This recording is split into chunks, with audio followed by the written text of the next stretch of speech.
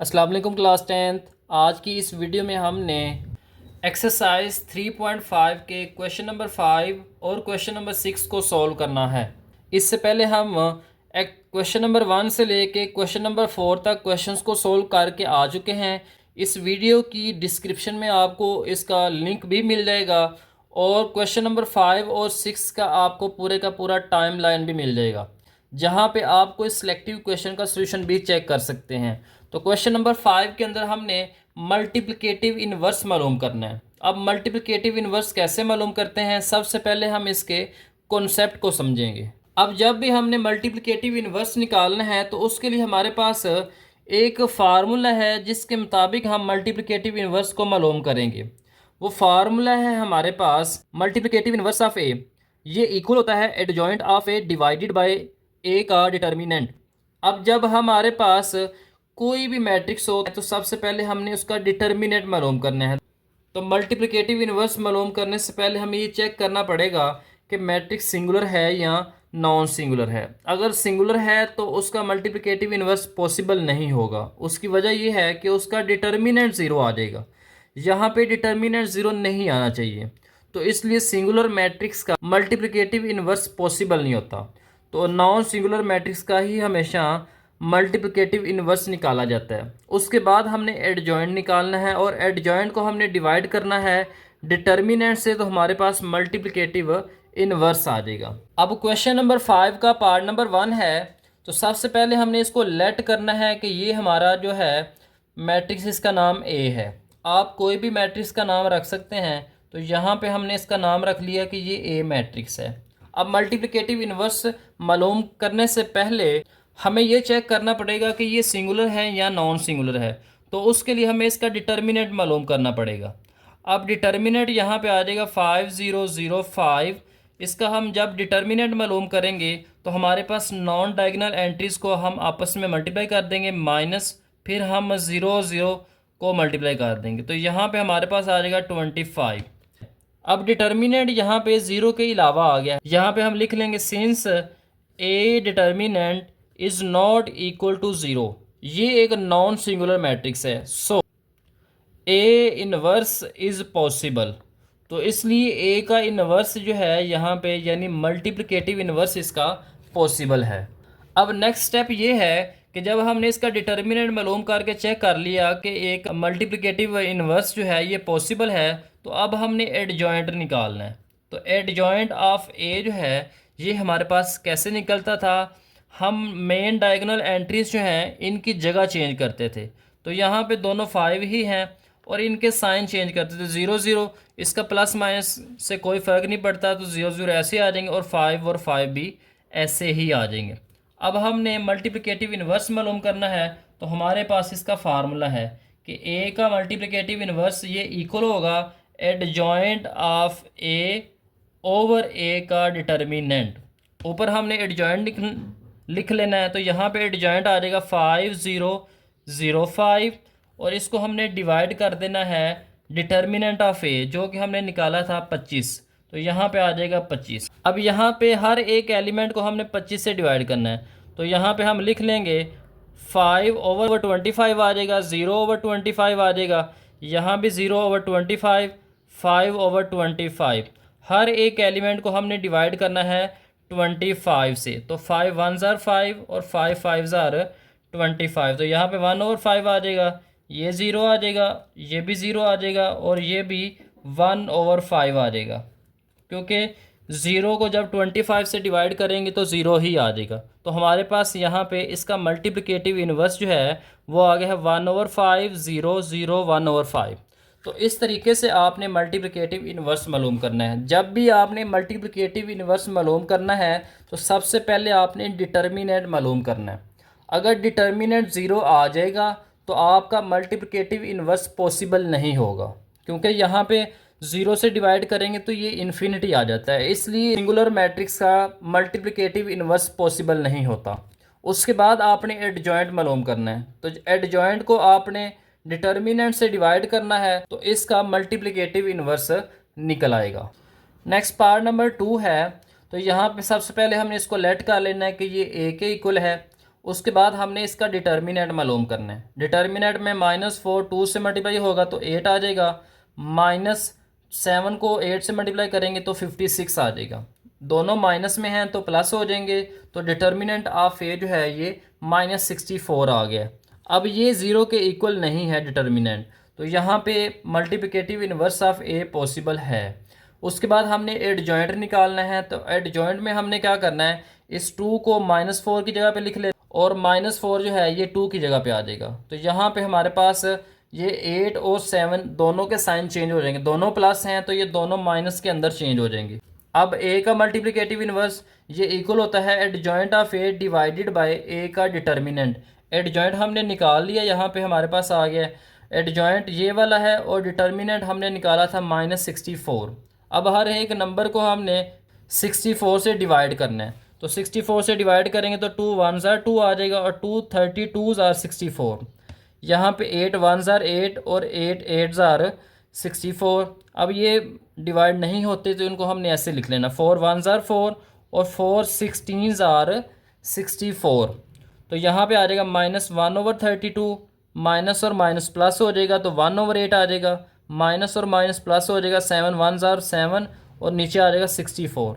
यहाँ पे -1/16 आ जाएगा। तो फाइनल आंसर हमारे पास जो है मल्टीप्लिकेटिव इन्वर्स का ये निकल आएगा। नेक्स्ट पार्ट नंबर 3 है। पार्ट नंबर 3 के अंदर भी हमने इसको लेट करना है कि ये ए के इक्वल है। उसके बाद डिटर्मिनेंट मालूम करना है। डिटर्मिनेंट 40 आया है, ए का डिटर्मिनेंट 0 के बराबर नहीं है तो ए का मल्टीप्लिकेटिव इन्वर्स पॉसिबल है। एडजॉइंट निकालेंगे, एडजॉइंट में 2 40 की जगह पे आ जाएगा, 42 की जगह पे आ जाएगा, प्लस का 8 माइनस का 8 बन जाएगा और प्लस का 5 जो है वो माइनस का 5 बन जाएगा। उसके बाद फार्मूला लिखेंगे, एडजॉइंट को डिवाइड करना है डिटर्मिनेंट से, तो एडजॉइंट ये है और डिटर्मिनेंट हमने 40 निकाला है। अब हर एक नंबर को 40 से डिवाइड करेंगे तो 2 1s are 2 आ जाएगा, 2 20s are 40। यहाँ पे 8 1s are 8 और 8 5s are 40। यहाँ पे 5 1s are 5 और 5 8s are 40 आ जाएगा। 40 को 40 से डिवाइड करेंगे तो 1 आ जाएगा। तो यहाँ पे मल्टीप्लिकेटिव इन्वर्स आ जाएगा 1/20 -1/5 -1/8 और यहाँ पे 1 आ जाएगा। नेक्स्ट इसका पार्ट नंबर 4 है। तो पार्ट नंबर 4 के अंदर भी वही स्टेप्स हैं। सबसे पहले हमने डिटर्मिनेंट मालूम करना है। डिटर्मिनेंट -34 आया है, 0 के बराबर नहीं है तो ए का मल्टीप्लिकेटिव इन्वर्स पॉसिबल है। उसके बाद हमने एडजॉइंट निकालना है। एडजॉइंट में -3 3 की जगह पे आ जाएगा, 3 जो है वो -3 की जगह पे आ जाएगा। अब यहाँ पे दोनों 5 हैं, दोनों के साइन प्लस हैं तो ये दोनों के साइन माइनस हो जाएंगे। एडजॉइंट को डिटर्मिनेंट से डिवाइड करेंगे तो मल्टीप्लिकेटिव इन्वर्स आ जाएगा। नेक्स्ट इसका पार्ट नंबर 5 है। तो पार्ट नंबर 5 के अंदर भी लेट करना है कि ये ए के इक्वल है। डिटर्मिनेंट मालूम करेंगे, 10 को 3 से मल्टीप्लाई करके 30, 3 को 8 से मल्टीप्लाई करके 24, माइनस करेंगे तो 6 आ जाएगा। तो यहाँ पे ए का इन्वर्स पॉसिबल है तो एडजॉइंट निकाल लेंगे। तो एडजॉइंट को फिर डिवाइड करना है डिटर्मिनेंट से। हर एक नंबर को 6 से डिवाइड करेंगे, 3 1s are 3 3 2s are 6 आ जाएगा, minus 2 4s are 8 2 3s are 6 आ जाएगा, minus 3 1s are 3 3 2s are 6 आ जाएगा। 10 को 6 से डिवाइड करना है तो 2 5s are 10 और 2 3s are 6 आ जाएगा। तो इस तरीके से आपने इसके पार्ट नंबर 5 को भी सॉल्व कर लेना है। एक ही तरह के सारे बच्चों क्वेश्चंस हैं तो इसलिए ये जल्दी से मैं कंप्लीट कर रहा हूँ ताकि वीडियो जो है ये लेंथ ही ना हो। अब इसका लास्ट पार्ट है। तो पार्ट नंबर 6 के अंदर भी हमने लेट करना है कि ये ए के इक्वल है। इसका डिटर्मिनेंट मालूम करेंगे। 5 को -2 से मल्टीप्लाई करेंगे तो -10 आ जाएगा, -4 को -3 से मल्टीप्लाई करेंगे तो माइनस माइनस प्लस हो जाएगा, 4 3s are 12 आ जाएगा। अब ए का डिटर्मिनेंट 2 आ गया तो ये 0 के बराबर नहीं है तो ए का इन्वर्स पॉसिबल है। तो एडजॉइंट निकाल लेंगे। तो एडजॉइंट में 5 जो है ये -2 की जगह पे लिख लेंगे और -2 जो है ये 5 की जगह पे आ जाएगा। माइनस का 3 प्लस का 3 हो जाएगा, प्लस का 4 माइनस का 4 हो जाएगा।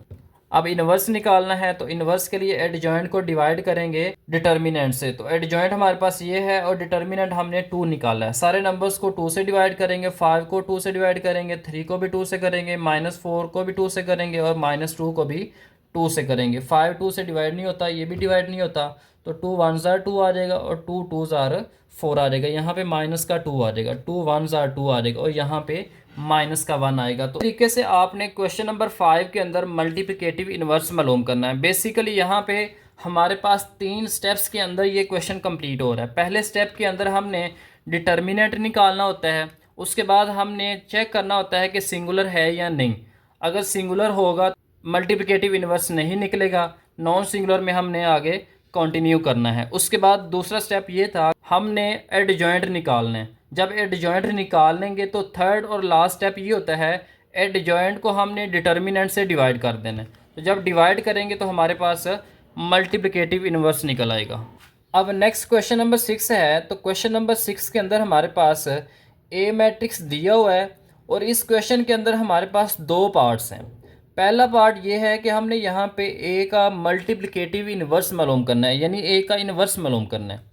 और दूसरा ये है कि हमने यहाँ पे प्रूव करना है। ये लॉन्ग क्वेश्चन के लिए बड़ा अहम क्वेश्चन हो सकता है। ए और ए का मल्टीप्लिकेटिव इन्वर्स, इनको मल्टीप्लाई करें इक्वल टू, और ए के मल्टीप्लिकेटिव इन्वर्स को ए से मल्टीप्लाई करें तो हमारे पास आइडेंटिटी मैट्रिक्स आना चाहिए। पहले हम यहाँ पे ए का मल्टीप्लिकेटिव इन्वर्स मालूम कर लेते हैं। अब यहाँ पे सबसे पहले हमें ए का मल्टीप्लिकेटिव इन्वर्स निकालना है। तो ए का मल्टीप्लिकेटिव इन्वर्स निकालने से पहले हम लास्ट क्वेश्चन के अंदर सीख के आए हैं कि हमारे पास 3 स्टेप्स होते हैं। पहला स्टेप ये है, हमने इसका डिटर्मिनेंट मालूम करना है।